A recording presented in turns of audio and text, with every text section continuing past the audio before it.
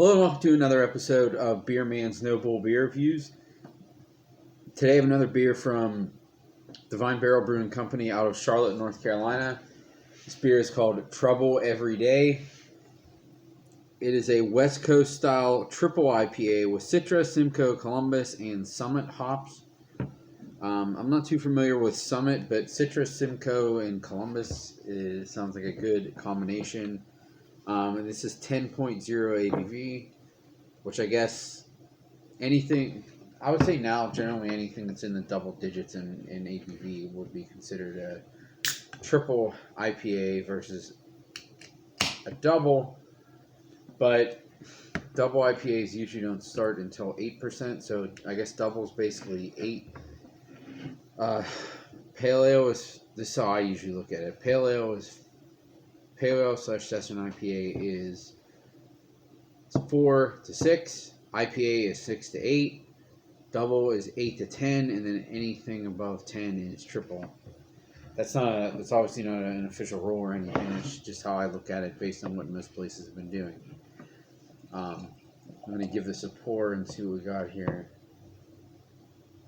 I'm trying to think. I think these guys did, I don't know if it was 10%, but it was definitely over 9. One of their West Coast IPAs recently was fantastic for, how strong it was. So I'm hoping that this follows suit. You can see it pours a really nice, bright golden color, if it even is golden color. It's very light. But that's what I love about their West Coast IPAs because, assuming you're able to get them fresh, there's basically hardly any caramel malt in them at all. They're very, very light in color. The malt flavor is just there for a little bit of balance. Doesn't really add anything to the flavor. It's all hop flavor, but it's super pungent, but also low bitterness at the same time.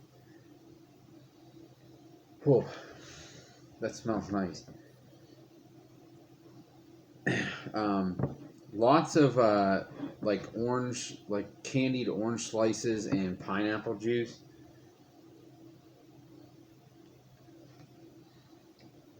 There's definitely a little bit of a dank character to it, which I was definitely expecting from Simcoe or Columbus, especially. Columbus, a lot of people, myself included, usually consider Columbus to be one of the most weed-forward hops.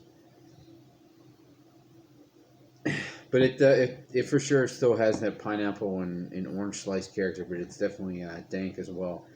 I will say I'm not really getting any perceivable sweetness in the aroma. I understand it's generally not an aroma thing, but anything that accompanies the sweetness, like the malty or whatever, or just a general sugar smell, I'm not getting any of that.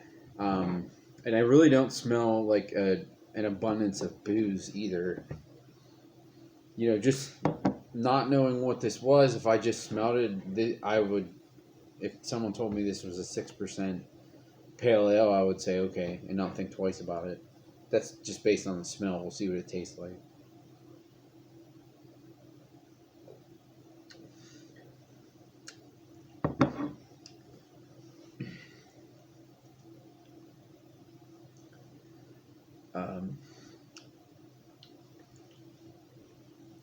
That's crazy good for being 10%. No joke.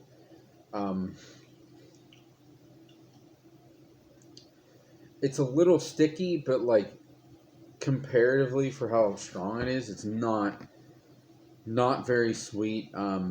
It's not very syrupy at all either, which that's a lot of times if you get the very, very strong IPAs, especially West Coast ones, and they don't have a lot of malt, caramel malt backbone, they just end up very syrupy, just dextrose syrupy for whatever reason.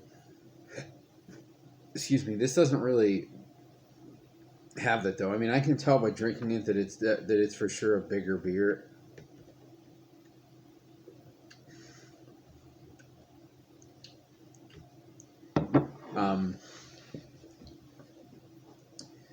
But it's not. I would say the sticky character that it has is probably appropriate for being 10%, but the booze is very, very well hidden. That's the biggest thing. that I would not know how strong this actually was. If you just said this was an 8% double IPA, I would say okay.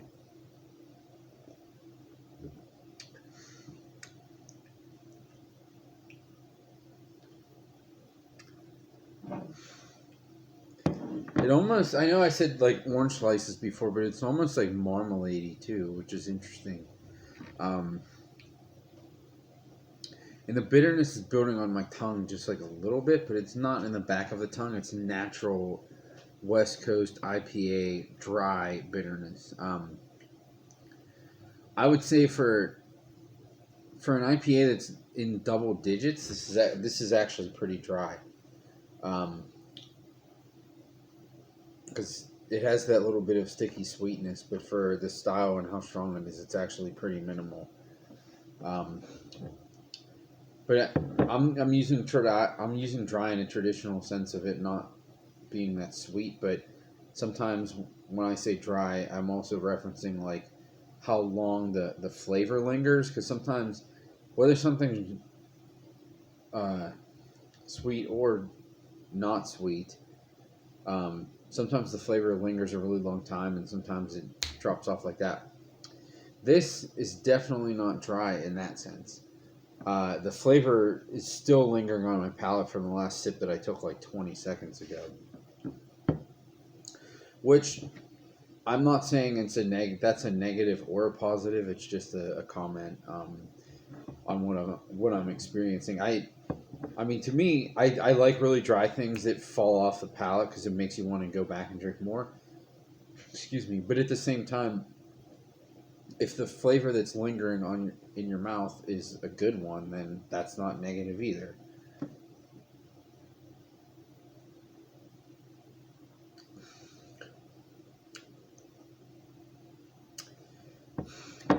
It's almost a little like cheesy sweat socky that Mosaic can be sometimes too.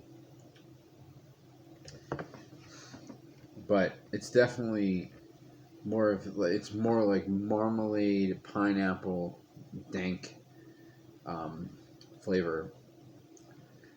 And yeah, I mean they did a very very good job of this. I think the one I was thinking of was the collaboration they did with Resin Culture, which I think was at least 9%, and that was one of the best West Coast style IPAs I have had in a little while.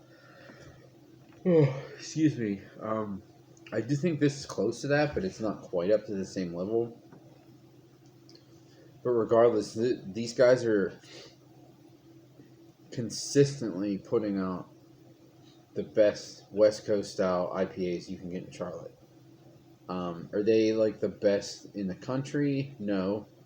But they're up there with some of the better ones. I'll say that much. In my opinion, in that realm, Fatheads is number one by a significant margin, really.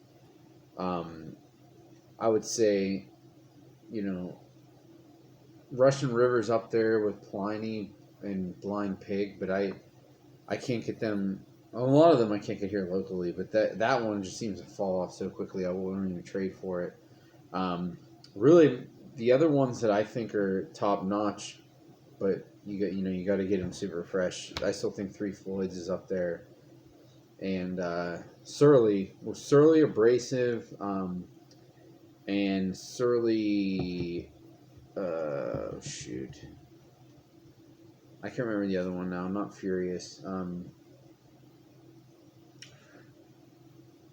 don't know. I can't think of the other one now. But Surly Abrasive might be my favorite, non-hazy IPA of all time. To be honest, there's not a lot of beers like that. That beer is just phenomenal. But yeah, Fatheads, because they make 6 or 7 of them consistently that are just amazing. So I don't think anyone comes close to them. But these guys are, at least for Charlotte standards, compared to any other brewery that does West Coast IPAs around here, they're definitely banging them way better than anybody else. So I appreciate that.